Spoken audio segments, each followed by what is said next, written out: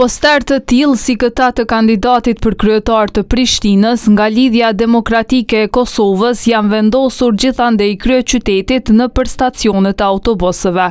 Një gjë të tillë e ndalon rregulloria zgjedhore për fushatën e zgjedhjeve, monitorimin e fushatës dhe deklarimin financiar. Neni shtati kësaj rregulloreje e thot qartë se të gjitha materialet e shtypura dhe materialet e tjera zgjedhore nuk duhet të vendosen në hapësirat publike. Lidhur me këtë çështje, ATV provoi të marrë një qendrim nga Lidhja Demokratike e Kosovës si dhe nga Komuna e Prishtinës, por deri në publikimin e kësaj kronike asnjëra palë nuk është përgjigjur. Partitë e tjera politike mund të dorëzojnë ankesë në panelin zgjedhor për ankesa dhe parashtresa, por deri të mërkurën pasdite asnjë ankesë nuk figuron në faqen e PZAP-s.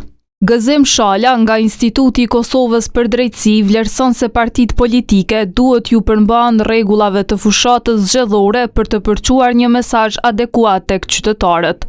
Por, sipas Shalës, më problematike në këtë rast është lartësia e xhobave që shqiptohen nga PZAP-ja. Edhe lartësia e xhobave që shqiptohet në këtë rast duhet që ta ketë për synim edhe parandalimin e sjelljeve në të ardhmen. Në këtë mënyrë do të thotë nëse xhobat nuk janë mjaftueshëm të larta që në një farë forme partive politike tu kushtoj mjaftueshëm financiarisht, atëherë duket se këto xhoba nuk kanë qenë efektive mjaftueshëm për të parandaluar sjelljet në të ardhmen. PZAP-ja në fushatën për zgjedhjet e nënshkurtit kishte gjobitur me 5.000 euro LDK-n për vendosjen e posterëve të kandidatëve për deputet në hapësirat publike si stacionet e autobusëve pas ankesës së lëvizjes vetëvendosje.